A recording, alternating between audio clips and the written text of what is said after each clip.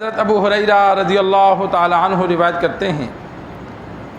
کہ آپ صلی اللہ علیہ وسلم نے ارشاد فرمایا، قیامت والے دن اللہ تبارک و تعالی 7 بندوں کو اپنے عرش کا سایہ نصیب کرے گا، جس دن اس کے سائے کے علاوہ کوئی اور سایہ نہیں ہوگا۔ جب انسان قبر سے اٹھیں گے، میدان حشر میں جمع ہوں گے تو سورج 1 میل کے فاصلے پر ہوگا، اور ننگے بدن ہوں گے، بغیر ختنے کے ہوں گے، اور جتنے جسم پر بال اور ناخن پوری زندگی میں کاٹے تھے وہ دوبارہ جسم پر موجود ہوں گے، اور ہر بندہ اپنے گناہوں کے بقدر پسینے میں ڈوبا ہوگا، 2 پاؤں رکھنے کی جگہ ملے گی، اور ایک دوسرے کو نہیں دیکھ سکیں گے۔ تو اس مشکل وقت میں اللہ تبارک و تعالی 7 طرح کے بندوں کو اپنے عرش کا سایہ نصیب فرمائیں گے۔ نمبر 1، عدل کرنے والا بادشاہ، کہ بادشاہ ہوا، اللہ نے اس کو سلطنت دی تو اس نے اپنی جتنا عرصہ سلطنت میں رہا عدل کیا، تو عادل بادشاہ کو اللہ تبارک و تعالی عرش کا سایہ نصیب فرمائیں گے۔ دوسرا شخص جو عبادت کرتے ہوئے پروان چڑھا، نشأ فی عبادت اللہ، کہ عبادت کرتے کرتے بوڑھا ہوا، کہ اس کی نوجوانی کی زندگی اللہ کی عبادت میں گزری، اللہ تبارک و تعالی ایسے بندے کو بھی اللہ اپنا عرش کا سایہ نصیب فرمائیں گے۔ جوانی کی عبادت اور بڑھاپے کی عبادت میں بڑا فرق ہے، 1%، 5%، 10% نہیں، پورے 100% فرق ہے۔ جس بندے نے جوانی میں عبادت نہیں کی، بڑھاپے میں جا کر وہ توبہ کر کے عبادت کرتا ہے تو ثواب میں کتنی کمی آتی ہے۔ حدیث میں آیا کہ جوانی میں 1 روپیہ خرچ کرنا اور بڑھاپے میں 100 خرچ کرنے کے برابر ہو جاتا ہے۔ یہ اس بندے کے لیے ہے جس نے جوانی میں عبادت نہیں کی، بڑھاپے میں جا کر اللہ نے توبہ کی توفیق دی، اب اگر وہ نماز پڑھتا ہے، روزے رکھتا ہے، صدقہ دیتا ہے تو اس کے ثواب میں اتنی کمی کر دی جاتی ہے۔ لیکن جو بندہ جوانی سے عبادت کر رہا ہے، جو معمولات وہ کر رہا ہے، تو بڑھاپے میں بھی کرے گا تو اس کی عبادت میں کمی نہیں آتی، اس کا ثواب بڑھتا ہے۔ بلکہ احادیث میں موجود ہے کہ جو عبادت کرتا تھا بیماری کی وجہ سے، بڑھاپے کی وجہ سے نہ کر سکا تو اللہ بغیر کیے ثواب عطا فرماتے ہیں۔ کمی اس کی آتی ہے کہ جو کرتا نہیں تھا۔ تو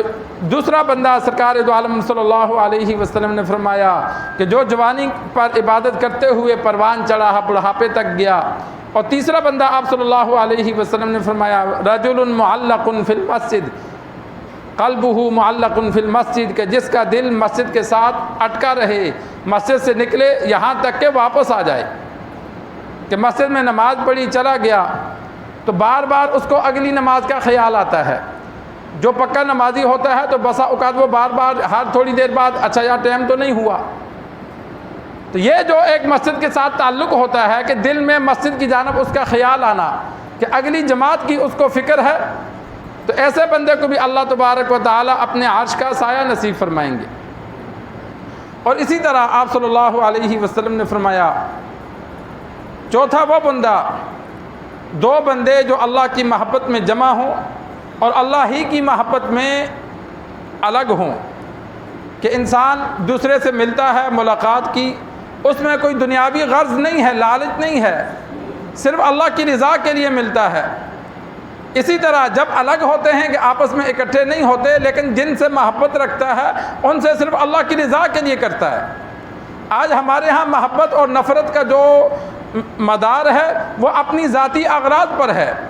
کسی سے کوئی تو میں ہو گئی، اس سے نفرت کریں گے، کسی نے کچھ دیا اس سے محبت کریں گے، نہیں، محبت اور نفرت اللہ کے لیے ہو۔ جو دین پر چلتا ہے اس سے دل میں محبت ہو، جو گناہ کرتا ہے اس کے لیے دل میں نفرت ہو کہ یہ بندہ برا ہے، یہ غلط کام کرتا ہے۔ تو محبت اور نفرت اللہ کے لیے ہونی چاہیے، دنیاوی اغراض کے لیے نہیں۔ جو بندہ کسی کو ملتا ہے کسی غرض سے تو وہ اللہ کے لیے ملنا نہ ہوا۔ تو اللہ کے لیے محبت وہ ہوتی ہے کہ جو انسان کسی کو ملے اور اس سے کوئی تمنا اور لالچ نہ ہو، جب تک اس کے پاس بیٹھے یا محبت کرے تو اس لیے کرے کہ یہ مومن ہے، نیک بندہ ہے، میں اس سے محبت کرتا ہوں۔ 5واں بندہ سرکار دو عالم صلی اللہ علیہ وسلم نے فرمایا کہ جو تنہائی میں اللہ کو یاد کرے اور اس کی آنکھوں سے آنسو بہہ پڑیں، کہ اللہ کے خوف سے روئے۔ احادیث میں موجود ہے کہ جو آنکھ اللہ کے خوف سے روتی ہے تو اللہ تبارک و تعالی جہنم کی آگ کو اس پر حرام کر دیتے ہیں۔ تنہائی میں اپنے گناہوں کو یاد کیا، اللہ تبارک و تعالی کے عذاب کو سامنے رکھا، اللہ کا ڈر سامنے آیا، خوف آیا، رونا آ گیا، رو پڑا،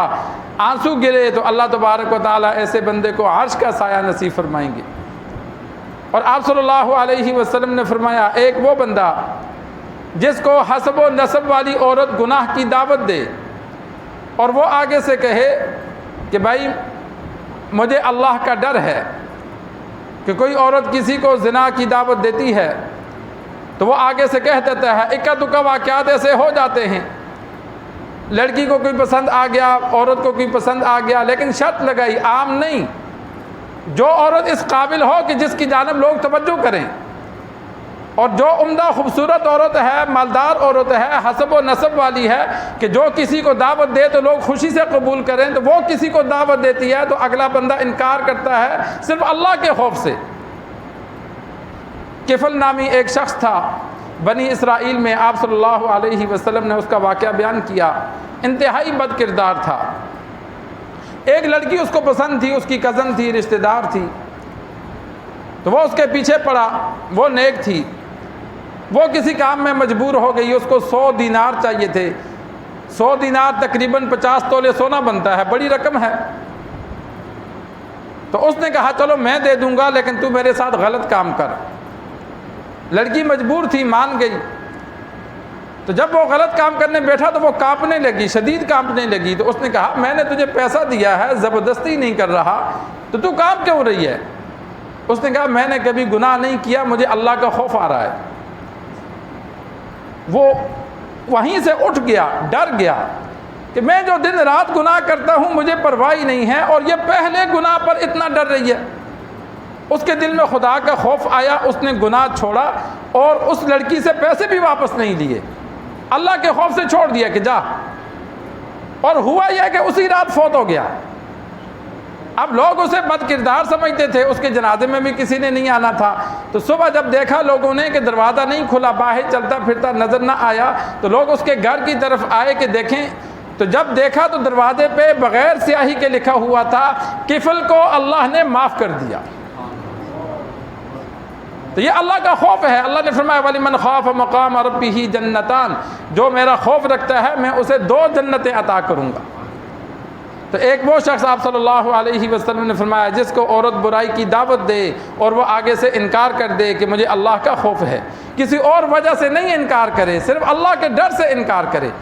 کسی اور کا ڈر نہ ہو۔ اور اسی طرح آپ صلی اللہ علیہ وسلم نے فرمایا کہ ایک وہ شخص جو دائیں ہاتھ سے صدقہ کرے اور بائیں کو پتہ بھی نہ چلے، اللہ تبارک و تعالیٰ اسے بھی عرش کا سایہ نصیب فرمائیں گے، کہ انتہائی خفیہ صدقہ کرتا ہے۔ ایک ہمارے ہاں صدقہ ہوتا ہے کہ ہم جب تک پورے محلے کو نہ بتائیں تو تسلی نہیں ہوتی، ہم سب کو بتاتے ہیں کہ آج مولوی کو اتنے پیسے دیے، مسجد میں اتنے دیے، یہ مشین دیکھی ہے نا ماشاءاللہ یہ میں نے لگوائی ہے۔ ایسا صدقہ جو لوگوں کے سامنے بیان کیا جائے، اگر دل میں دکھلاوا ہوگا پھر تو ثواب نہیں ملے گا، اگر دکھلاوا نہیں ہے ویسے تذکرہ کرتا ہے پھر بھی ثواب میں کمی آ جاتی ہے۔ انسان اللہ کے لیے دے اور بھول جائے، کسی غریب کو دیتا ہے، کسی مسجد میں دیتا ہے، کسی مدرسے میں دیتا ہے، کسی کے ساتھ بھی کوئی تعاون کرتا ہے، مالی تعاون کرے پھر جانی تعاون کرے، پھر کسی کا کوئی کام کر دیا، سفارش کر دی، کہیں نوکری لگوا دیا، کوئی بھی کسی طرح کا بھی انسان کسی کے ساتھ خیر خواہی کرتا ہے تو وہ خیر خواہی کر کے اللہ کی رضا کے لیے پھر بھول جائے، جو کام نیکی کا کیا اگلے ساتھ تعاون کیا اس کو بھول جائے۔ ہم تو جتلاتے ہیں 6 سال بعد بھی اگر کسی نے غلطی کی تو ہم پچھلی بات کرتے ہیں، وہ فلاں وقت میں تیرے ساتھ میں نے ایسا کیا، آج تو نے مجھے یہ بدلا دیا۔ یہ جو احسان جتلانا ہوتا ہے اس سے نیکی جو پیچھے کی تھی اس کا ثواب ضائع ہو جاتا ہے۔ قرآن مجید میں موجود ہے کہ یہ ایسا ہوتا ہے جیسے پتھر پہ مٹی جمع ہوئی، بارش ہوئی تو پتھر صاف ہو گیا۔ تو احسان جتلانے والے کے پاس نیکیاں جمع ہوئیں، لیکن جب اس نے احسان جتلایا کہ ایک غریب کے ساتھ کچھ عرصہ تعاون کرتا رہا لیکن کسی موقع پر غریب نے خیال نہیں کیا تو اس کو کہہ دیا یہ دیکھو یار 20 سال سے میں اس کا خیال کرتا ہوں اور آج اس نے میرے ساتھ یہ کیا، وہ یہ جتلانے سے اس کی ساری نیکیاں ضائع ہو گئی۔ جس طرح بارش سے پانی بہہ گیا، تو اس وجہ سے اللہ کے راستے میں جو دیا جائے تو دے کر انسان اللہ کے لیے بھول جائے، بس دے دیا۔